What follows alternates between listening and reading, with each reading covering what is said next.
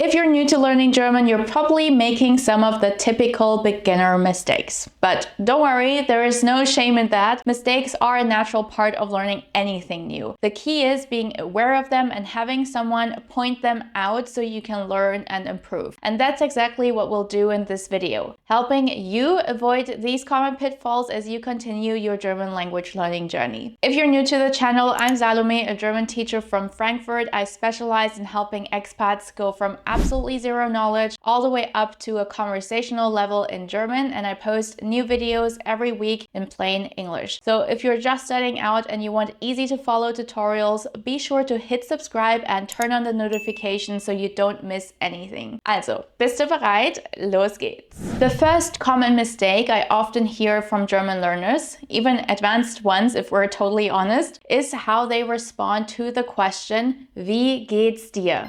How are you? Many reply with Ich bin gut, which translates to I'm good in English, and that makes sense in English. However, in German, this isn't the correct way to talk about your well-being. Let's break it down. The confusion already starts with the question itself. Wie geht's dir doesn't literally mean how are you, but rather how is it going for you. So a more natural response would be Mir geht's gut, meaning it's going well for me. So is Ich bin gut completely wrong? In this context, yes. It actually means I am good, as in I am a good person. Or it could also refer to being skilled at something in specific situations. So the next time someone asks you, Wie geht's dir? Be sure to say, Mir geht's gut, if you're doing well. If you're interested in learning more ways to give a more nuanced response, I've made a whole video on different ways to answer this question that you can check out next. I'll have that linked below. Another common mistake many native English speakers make is mixing up studieren and lernen. In English, we use to study for a variety of things. Studying German, studying for an exam, or studying a subject. So it might feel natural to say studieren the same way in German. However, in German, studieren is only used for university majors. For example,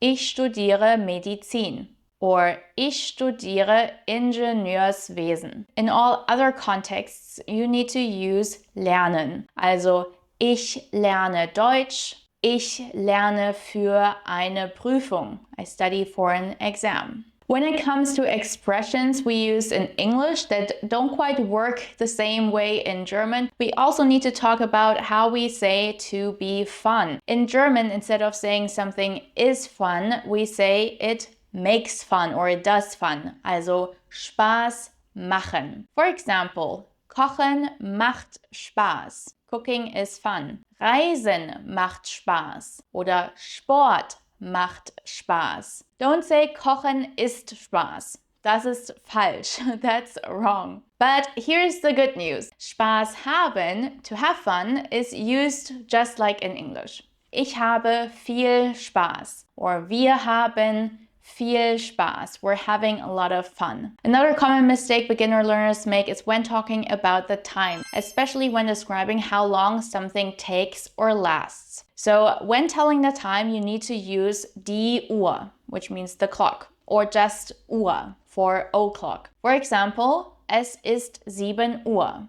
or wie viel Uhr ist es? What's the time? However, when talking about how long something takes, a common mistake is using Uhr instead of die Stunde, which means the hour. For example, ich mache eine Stunde Sport, or die Fahrt nach Berlin dauert 3 Stunden. The drive to Berlin takes 3 hours. 3 Stunden. So remember, don't mix up Uhr with Stunde. And if you're still with me, good for you, because we're going to dive into some common grammar and pronunciation mistakes that will definitely help you become a more confident speaker once you've got them sorted. So first up is the confusion between kein, keine and nicht, which are both negations. So if you're not familiar with these words yet, let me explain. Kein, keine is a negated article and is used to say that you don't have any of something. So zero amount of something. For example, ich habe keine Zeit.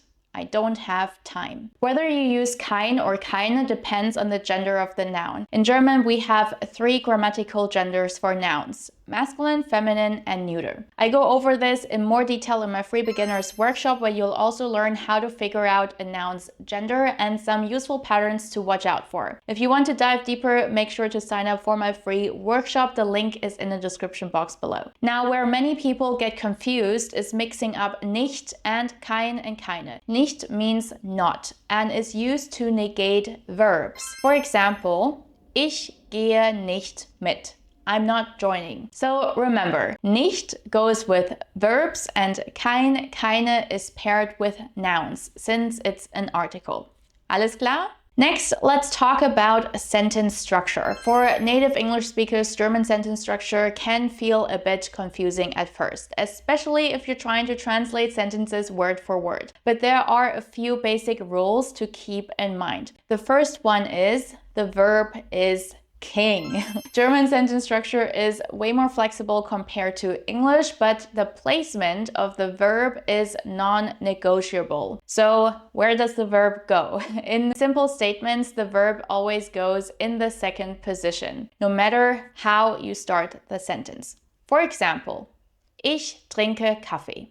I drink coffee. So far, so good. It's the same as in English. Easy peasy, right? But if you want to say, in the morning, I drink coffee, this is where many learners make a mistake by translating this directly word for word. Am Morgen, ich trinke Kaffee. But this is not correct. You'll need to stick to the rule about the verb placement. I know it might feel unnatural at first, but the more you practice, the easier it will become. Trust me. So the correct version would be Am Morgen trinke ich Kaffee. Or you could also say Ich trinke Kaffee am Morgen or Kaffee trinke ich am Morgen. All of these versions are correct as long as the verb stays on position 2. Let's move on to pronunciation. One of the most common pronunciation mistakes English speakers make is with the CH sound in German. I know it's tricky, but getting it right is so important to avoid misunderstandings. In German, the CH sound has actually 2 different pronunciations, which doesn't really make this easier, but let's dive in. The first one is the so-called ich sound, and the second one is the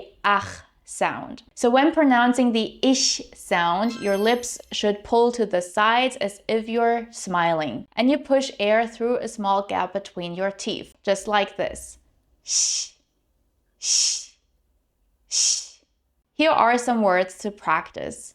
Ich, möchten, Brötchen.